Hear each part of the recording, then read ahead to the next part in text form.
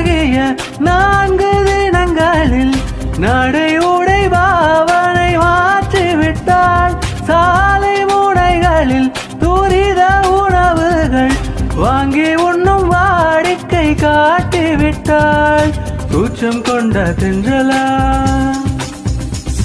இவளாயுள் நீண்ட மின்னலா உனக்கேற்ற நகையனை மாற்றிக்கொண்டனே.